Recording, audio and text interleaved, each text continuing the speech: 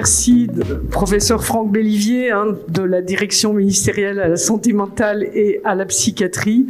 Et vraiment, donc, nous sommes très heureux de vous accueillir ici parce que nous avons que, pour ce qui concerne nos proches, il est extrêmement important de travailler sur les deux jambes, la jambe soin et la jambe accompagnement.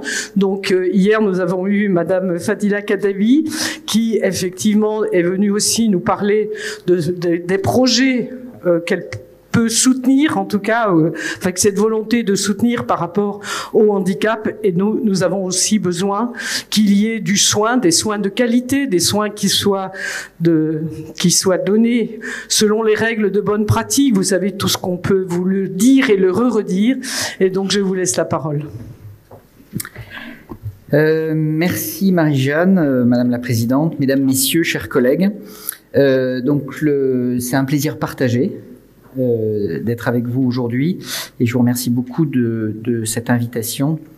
Et Madame Richard m'a commandé un thème précis qui sont les raisons d'espérer. Je disais que Madame Richard m'avait commandé pour l'ouverture de cette deuxième journée les raisons d'espérer. Vous m'entendez mieux là ? Oui.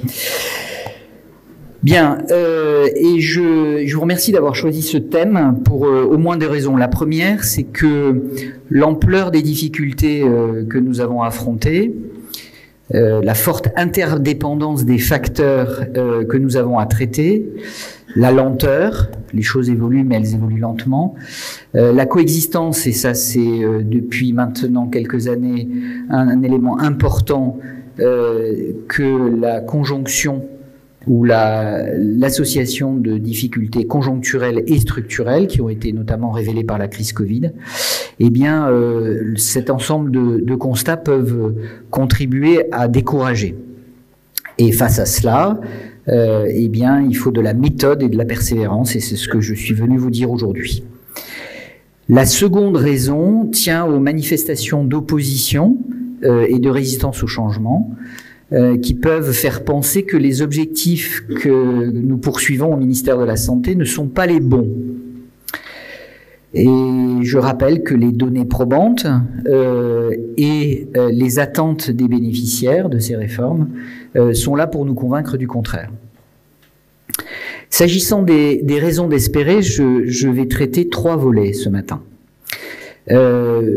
Sans rentrer trop dans le détail, je voudrais quand même rappeler un certain nombre d'avancées de la feuille de route qui a été lancée en 2018. Je vais essayer de ne pas être trop soporifique, mais une première raison d'espérer, c'est quand même de regarder dans le rétroviseur le chemin parcouru depuis quelques années. Le deuxième sujet que je voudrais traiter, c'est un point d'accord qu'il nous faut faire sur les zones d'ombre et les grands défis qui fondent nos priorités. En tout cas, sur le chemin qui nous reste à parcourir, il est important qu'on partage largement avec l'ensemble des parties prenantes, et les familles, les personnes concernées, et au-delà, finalement les grands défis qui se présentent à nous, et je voudrais vous les résumer devant vous ce matin. Et puis enfin, la troisième raison d'espérer dont je parlerai ce matin, c'est les engagements politiques réitérés dans le domaine de la santé mentale et de la psychiatrie. Je pense, après les assises de la santé mentale et de la psychiatrie qui se sont tenues en 2021, commandées par le président de la République, ce même président de la République vient de nous commander un Conseil national de la refondation dédié à la santé mentale. Et je pense que ça va être un nouveau jalon important. Et puis enfin, je dirais un mot des priorités du nouveau ministre. Alors sur le bilan synthétique, je vais égrener quelques mesures que vous connaissez, mais je trouve que ça fait finalement ça illustre assez bien cette dynamique de changement qui est maintenant engagée. S'agissant des jeunes, qui est une de nos priorités, je pense que la mobilisation de la Direction générale de la santé, en lien avec l'éducation nationale, a donné un vrai élan au déploiement des compétences psychosociales dans l'éducation nationale, et je pense que ça va être un élément important. Je rappelle le succès du 3114, qui dispose maintenant de 15 centres répondants, qui a été mis au point en un espace de temps record. Je veux parler également du dispositif Vigilance, qui est actif dans 17 régions, 92 départements, et rappeler cette étude toute récente qui vient de sortir, qui montre que le maintien de contact avec les personnes suicidantes permet de réduire de 38% la réitération suicidaire, ce qui est un premier résultat de ces plateformes Vigilance qui est tout à fait convaincant selon moi. Je veux parler également du renforcement des maisons des adolescents qui est maintenant effectif, des centres régionaux de psychotrauma, le succès encore remporté cette année par les appels à projets, fonds d'innovation organisationnelle en psychiatrie dont nous sortons, qui a encore été une édition tout à fait riche en termes de nombre de projets soumis. Et je veux parler également de l'appel à projet qui vise à remettre à niveau la psychiatrie de l'enfant et de l'adolescent, qui a été délocalisée aux ARS. Et puis enfin, dans les jalons importants, nous sommes à 1 an et demi du lancement du dispositif Mon Soutien Psy, qui fait prendre en charge par l'assurance maladie des consultations portées par des psychologues conventionnés. Les avis sont parfois un peu partagés sur ce dispositif. Pour ma part, je considère que c'est, au bout d'1 an et demi, un grand succès, avec bientôt 200 000 personnes qui en ont bénéficié, bientôt 1 million de consultations qui ont été consommées, avec, c'est vrai, seulement 2400 psychologues conventionnés, mais on assiste là à une dynamique importante. La dynamique, elle est également portée par les médecins généralistes, et ça, c'est un signal tout à fait intéressant, puisque nous avons 77% des médecins généralistes du territoire qui utilisent le dispositif. Je veux mentionner, mais je ne serai pas beaucoup plus long, mais c'est également important, l'entrée en vigueur de la prestation de compensation de handicap et le renforcement des GEM, même si la situation des GEM mériterait des commentaires. Autrement dit, et je vous renvoie au bilan annuel que nous faisons de la feuille de route, et le dernier bilan date de mars 2023, les choses avancent, beaucoup de choses ont été initiées, mais plus encore reste à faire. Les zones d'ombre, les grands défis qui se présentent à nous, il est important que nous les partagions, parce que finalement l'ambition qui est portée par cette feuille de route et la conduite du changement se heurtent à plusieurs facteurs. Je ne vais pas tous les lister, mais certains sont importants à partager pour que nous les portions collectivement. Il s'agit d'abord d'un héritage, d'une offre de services qui est faite d'une multitude de particularismes peu lisibles, aux références théoriques parfois incompréhensibles pour les patients et les familles et leurs aidants, avec un adossement aux données probantes qui est encore facultatif, lesquelles données probantes n'ont jamais été opposables, et une démarche qualité en psychiatrie qui est balbutiante. Le deuxième élément de ralentissement et de déploiement de ces réformes, c'est un pilotage insuffisant par les tutelles, un pilotage notamment financier qui manque de lisibilité, une démarche d'évaluation des politiques publiques dans le champ de la santé mentale et de la psychiatrie qui reste à construire.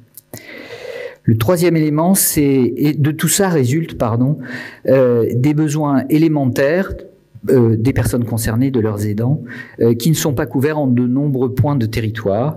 Les pénuries y contribuent, c'est un facteur important, mais le retard pris dans la reformulation des organisations en constitue l'explication principale. Ces constats ne doivent pas accabler, mais au contraire nous inviter à redoubler d'efforts. Le cap poursuivi est clair, même s'il existe des débats contradictoires sur la direction à prendre. Je rappellerai ici devant vous que le cap, il est connu, et la destination également. Nous avons à organiser 6 fonctions fondamentales en chaque point du territoire, et elles ne sont pas aujourd'hui effectives dans de nombreux points de notre territoire.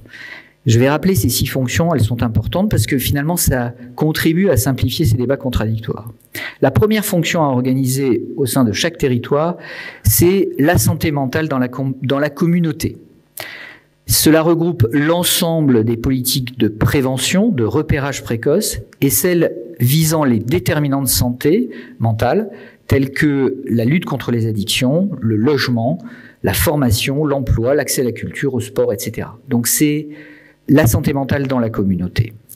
Deuxième fonction à organiser, la réponse aux situations urgentes, notamment par des équipes mobiles de crise ou des centres de crise. Enfin, l'ensemble des organisations qui aujourd'hui sont connues, qui contribuent à éviter le recours aux hospitalisations, en particulier sans consentement. La troisième fonction à organiser, c'est la réhabilitation psychosociale qui vise le rétablissement de la personne dans son projet de vie, ce qui inclut logement, formation, travail, et qui consacre pour les personnes concernées une entrée par les droits. La quatrième fonction, c'est les soins, l'accès aux soins médicaux à l'hôpital ou en ambulatoire. C'est l'enjeu de la santé somatique des personnes concernées par handicap psychique. La cinquième fonction à organiser, c'est le suivi, par exemple par des équipes mobiles, dans les lieux de vie. Et enfin, la sixième fonction, c'est le soutien à l'innovation et à la recherche, avec le développement d'une culture de l'évaluation. Pour atteindre ces objectifs, il y a un certain nombre de moyens à mobiliser qui sont extrêmement importants et qui concernent finalement la manière de s'y prendre pour organiser ces 6 fonctions fondamentales.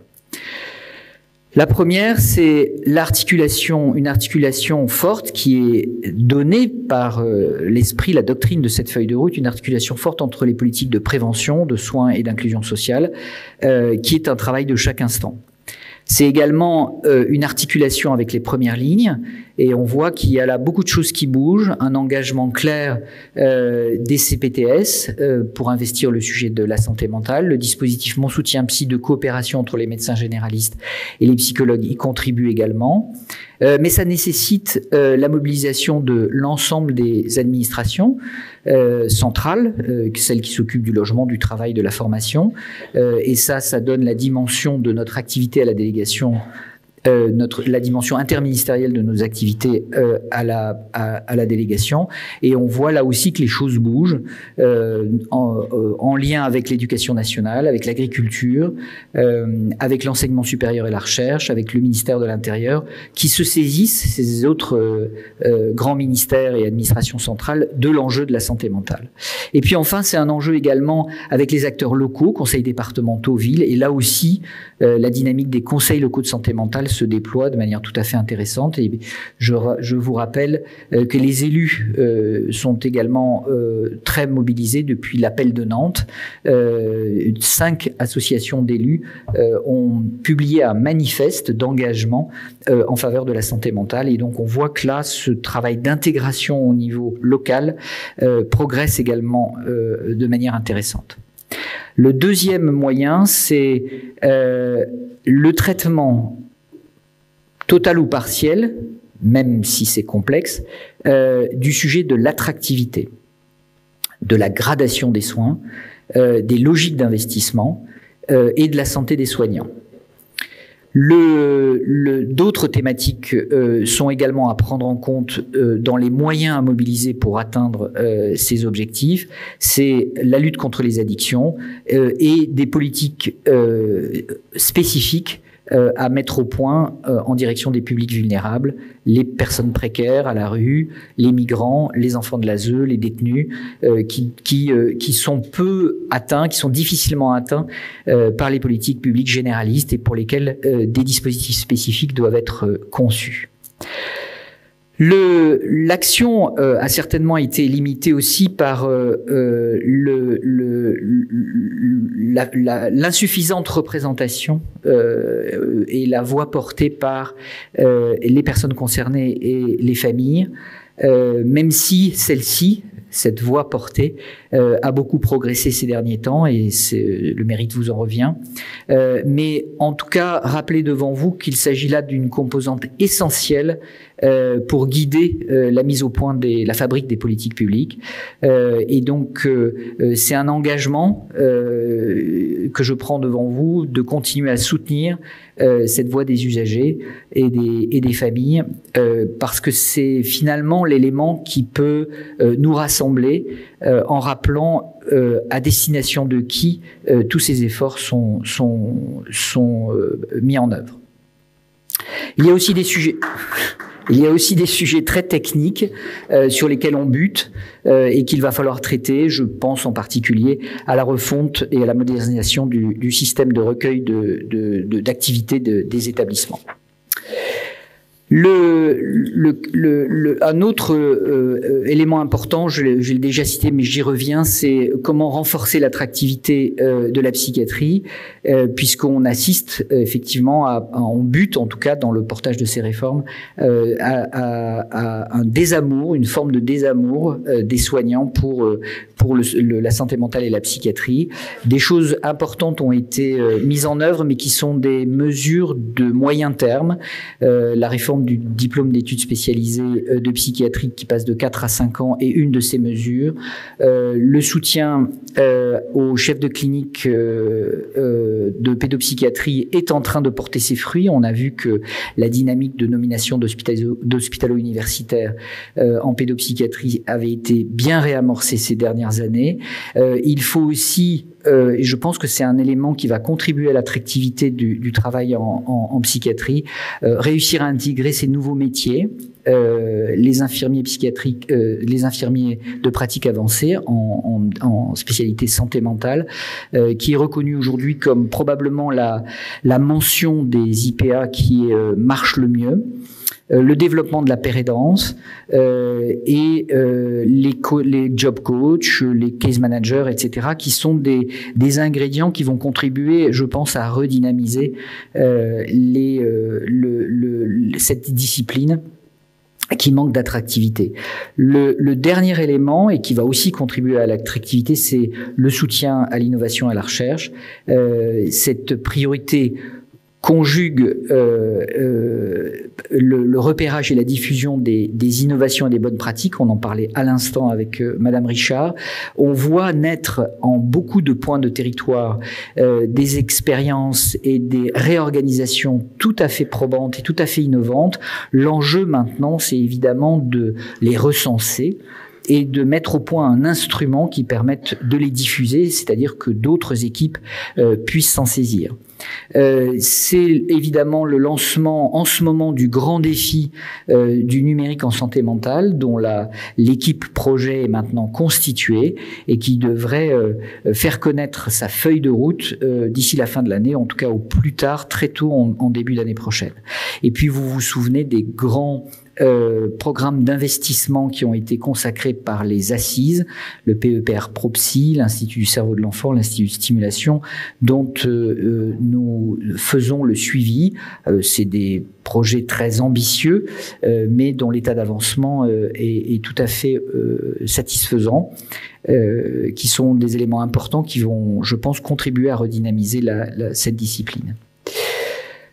Les raisons d'espérer, c'est aussi les engagements de la rentrée, les priorités qui nous ont été données à la rentrée. Donc, j'ai déjà évoqué la préparation du CNR santé mentale qui a été commandé par le président de la République et qui devrait produire des éléments très concrets en lien avec les grands principes que j'ai énoncés devant vous ce matin. Notre priorité de rentrée, c'est aussi l'extension de l'accès aux soins psychologiques portés par les psychologues.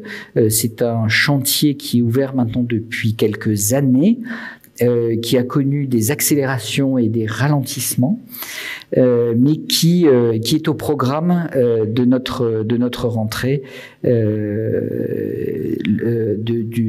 vu avec le nouveau ministre de la Santé.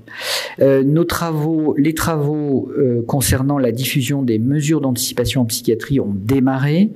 C'est également une des priorités de notre rentrée, de même que les travaux pour la mise au point d'un cadre réglementaire pour la pérédance professionnelle. Et puis enfin, nous attelons en ce moment à finaliser la mise au point du volet santé mentale de la stratégie des 1000 premiers jours, en lien avec les investissements qui ont été faits ces dernières années dans le champ de la périnatalité et qui constitue là aussi un volet extrêmement important pour agir sur les déterminants de la santé mentale des plus jeunes et des parents.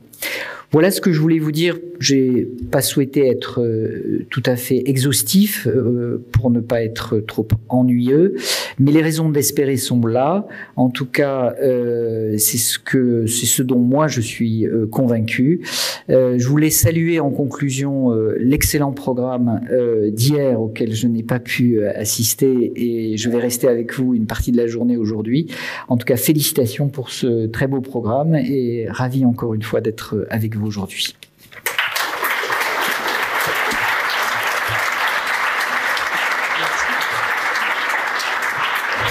On va faire quelques questions dans la salle. Vous vouliez dire quelque chose, Moi, je vais juste remercier pour nous avoir redonné vraiment d'une manière assez claire ce cap.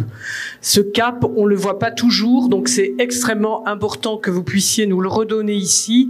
Et je crois que nous avons besoin d'un engagement pour que ce cap soit sur l'ensemble des territoires et que l'ensemble des personnes puissent effectivement bénéficier de tout ce que vous êtes en train de parler.